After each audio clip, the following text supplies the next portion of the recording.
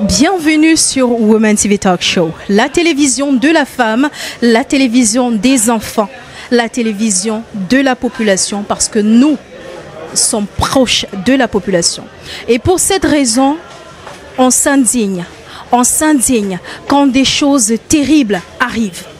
Il y a encore quelques jours, une actualité a traumatisé le Cameroun tout entier. Le petit Mathis, 6 ans seulement, a fait les frais d'une querelle entre son papa et un autre monsieur dénommé Blake dans son quartier. Blake, franchement, dans tous les cas aujourd'hui, on a ressenti le besoin d'écouter les différents avis à ce sujet, mais aussi d'en profiter pour sensibiliser. Parce qu'autour de nous, généralement, on a ces personnes qui présentent des signes de violence, qu'on simplifie. On se dit oui, mais c'est une personne difficile.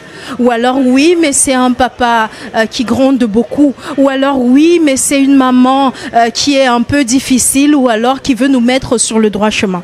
Mais parfois, ces petits signes qu'on laisse passer sont des signes qui nous montrent qu'il s'agit d'un danger pour la population, d'un danger pour les enfants autour, d'un danger pour toutes les personnes que fréquente cet être. Un plateau de circonstances a été fait dans ce marché ancien 3e pour essayer de recueillir les avis en ce qui concerne cette situation traumatisante. Depuis quelques jours, une actualité fait trembler la toile.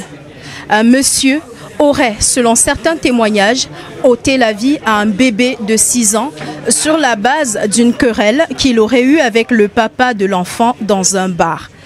C'est terrible, c'est une actualité en fait qui nous fait froid dans le dos et pour cette raison, on a décidé de se rendre dans les rues de Douala afin de recueillir quelques avis, mais surtout essayer autant mieux que faire de dénoncer.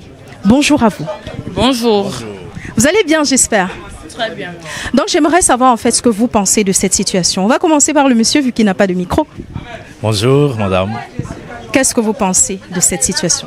Vraiment, je ne trouve pas les mots pour exprimer cela. Ça fait tellement mal. Je m'imagine à la place de cette famille qui a perdu un nourrisson, un bébé. Ça fait très très mal. Je ne saurais trouver les mots pour exprimer la douleur. Déjà pour cette famille, je leur souhaite beaucoup de courage et toutes mes condoléances les plus tristes. Et pour cette situation, madame, je dirais que, sincèrement, je ne trouve pas le mot. Parce que je pense que si j'avais été à la place, j'aurais réagi d'une manière très très violente, peut-être rendre coup pour coup, en faisant du mal aux enfants de ce monsieur, pour qu'ils ressentent la même douleur que moi, pour qu'ils ressentent ce que je ressens en ce moment. Donc, j'espère seulement, pour une fois, que la justice camerounaise fera son travail. Merci. Exactement. Il a eu froid dans le dos au point de manquer les mots au même titre que nous. En tout cas, madame, qu'est-ce que vous en pensez? Moi, personnellement, je pense que justice doit être faite parce que vraiment, je n'imagine pas le chagrin immense, vraiment. 9 mois, vraiment, c'est pas 9 jours, c'est pas 9 semaines. Vraiment, ça fait terriblement mal. Ce monsieur doit être vraiment saisi par les autorités et la justice doit être faite à ce sujet. Vraiment, c'est très mal, vraiment. À vous, monsieur, qu'est-ce que vous en pensez? Ok, vous savez, au Cameroun, nous sommes habitués au buzz. Mais si ce dossier est avéré, j'espère que le monsieur n'est plus vivant. Hein. Selon les... On peut l'accepter. Mais si en réalité un monsieur normalement constitué se levait un matin, aller prendre le couteau et poignarder un enfant de 6 mois, de 6 ans, et il est vivant, il marche encore, il est en bonne santé, dans ce pays-ci, là, au Cameroun-ci, là. Il y a une question qui me trotte à l'esprit depuis que cette actualité a surgi sur la toile.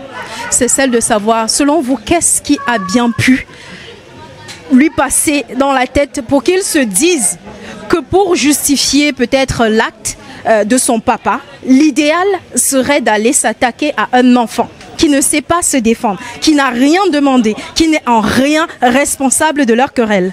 Justement, quand tu vois un homme qui manque de couilles, tu connais, ça c'est un faiblard, c'est un lâche. Je pense que même dans la rue, si une femme le gifle, il va rentrer avec les enfants de la femme pour battre. C'est un lâche. Les enfants sans défense. L'enfant a quoi il voit dans vos dossiers? L'enfant est au bar avec vous. L'enfant vous a fait quoi?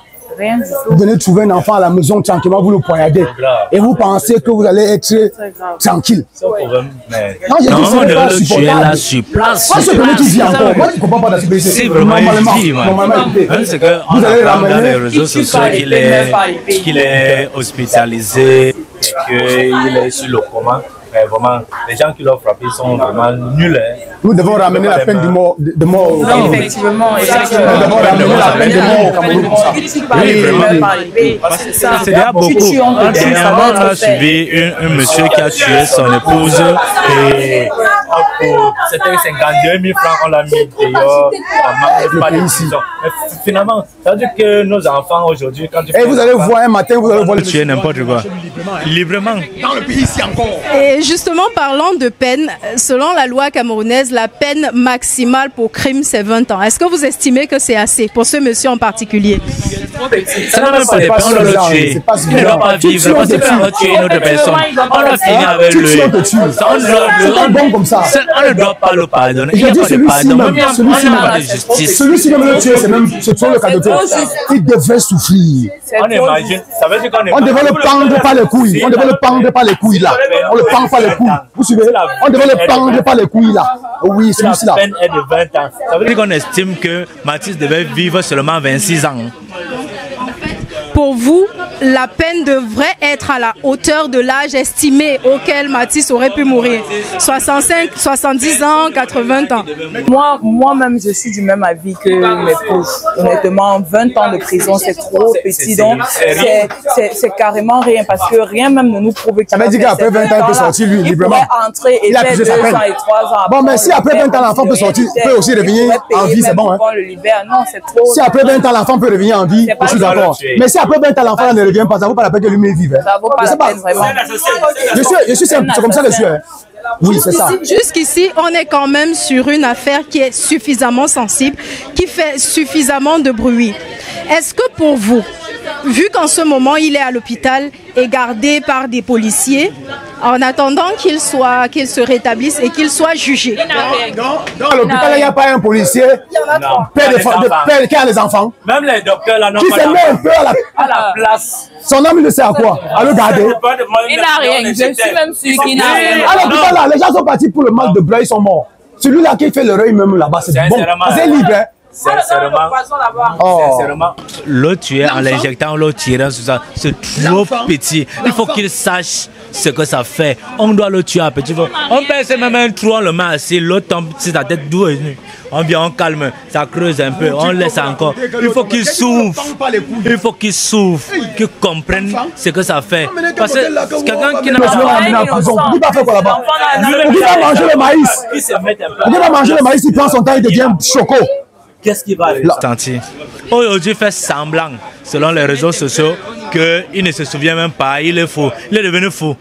Tu marches un jour en route. On va comprendre. Si tu marches un jour en route, si tu marches un jour en route, le fou te lance le caillou. Ne perds pas le temps. Ramasse le caillou, tu le donnes aussi sur le dos. Et il est normal. Il n'est pas fou. Que le père tente même pas.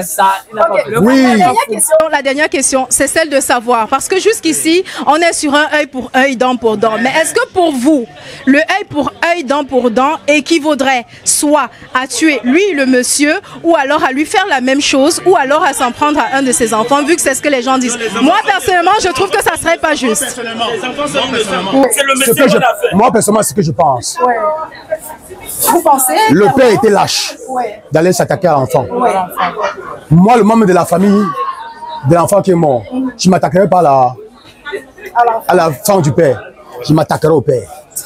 Bon, l'enfant là qui, on dit que c'est l'idole, c'est qui, je comprends que c'est l'idole, elle a ouvert sa bouche, elle pleure là. C'est dit, quand femme sa bouche, elle disparaît un peu d'abord. Pour commencer d'abord, qu'elle disparaît d'abord. Elle part d'abord dormir un peu, hein. Dès que ça se calme, elle se lève. Sinon, n'est-ce pas, elle va confirmer. C'est comme ça. Oui. Et vous? Vous savez, non? C'est comme ça. Madame, on dit que quand il y a la colère, la qualité de colère, parce que là-bas, c'est même pas la colère, on appelle ça, c'est un meurtre prémédité. On a eu un problème, vous et moi. Dans un... Bon, je m'en fous, peu importe. On n'était pas à la maison. Oui, dans un bar. Je quitte de chez moi, du bar. Je m'en vais, je prends un couteau. Pas le couteau de cuisine, hein, un couteau qui est fait pour tuer. Parce que la longueur du couteau, quand je regarde dans les réseaux sociaux, c'est grave. Je viens, je vois un nourrisson, quelqu'un qui apprend encore à marcher. Je vous jure que la raison quitte ma tête. Je veux partir. Moi, le père là, je prenais la voiture, la moto, n'importe quoi, où je courais même. Je prenais ma part de couteau ou de goudin. J'arrivais chez lui et tuais un enfant avant de venir m'en prendre. Nous tous, un cercueil là-bas, un cercueil. Si tu sens ce que je sens, moi je parle, je mets mes émotions là-dedans parce que c'est inadmissible. Je peux pas on va passer la parole à la dame. Jusqu'ici, pour moi quand même, je ne suis pas d'avis. Hein. Est-ce que la dame peut-être va me rejoindre avec un peu de chance? Vous, quel est votre avis? Mon avis, je suis avec les garçons parce que effectivement c'est un meurtre prémédité. Bon, pour le moment, les garçons sont partagés. Lui s'en prend au père et lui à l'enfant. Moi, je me dis que le père, vraiment, il avait prémédité tout ça. Parce que c'est incompréhensible, très incompréhensible. Je ne peux pas comprendre que soit il a cette habitude de s'en prendre aux enfants, il peut avoir des problèmes avec des adultes, il peut s'en prendre aux enfants. C'est comme peut-être comme l'a dit le monsieur, il ne se sent pas à la hauteur de la personne en face de lui. Il ne se sent pas à la hauteur.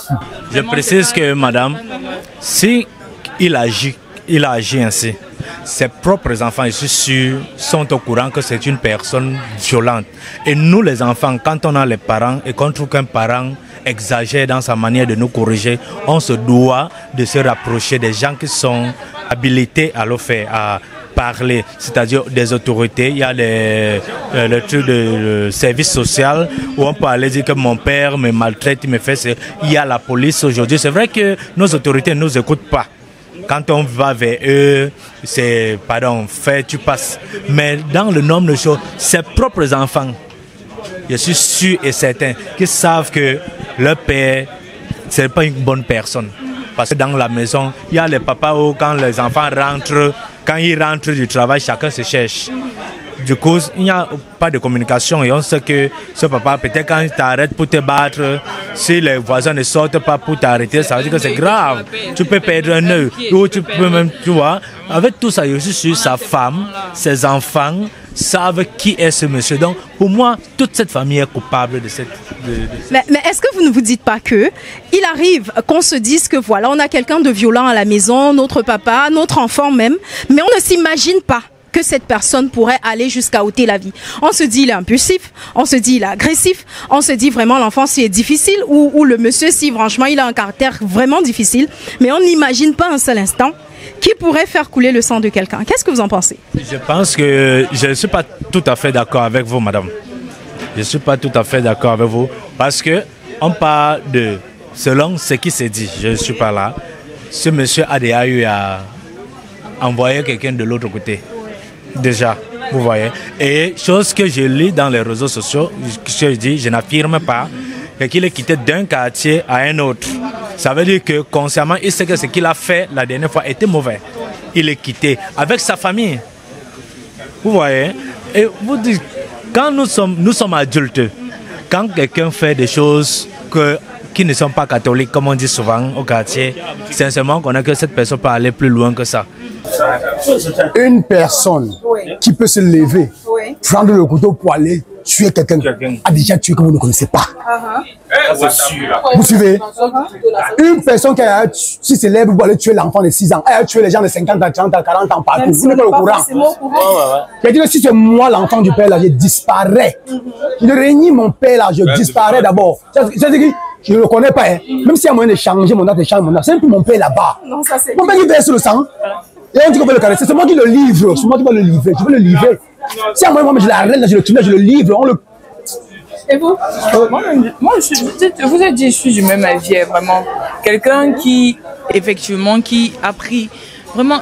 Il faut d'abord un certain courage, il faut un certain, je sais pas, état d'esprit pour, en plus, donc aller vers un enfant en plus, même pas une grande personne, un enfant. Il faut une certaine forcé. Je sais pas. Parce que je ne peux pas dire qu'il était possédé. Je ne peux pas dire qu'il était possédé. Madame, que vous n'arrivez pas à imaginer la chose. Il n'est pas parti pour frapper. Il pouvait aller frapper les enfants là. Le fouetter bien pour faire du mal. Il n'aime pas aller chercher la ceinture. Ni rien. Il allait chercher le couteau.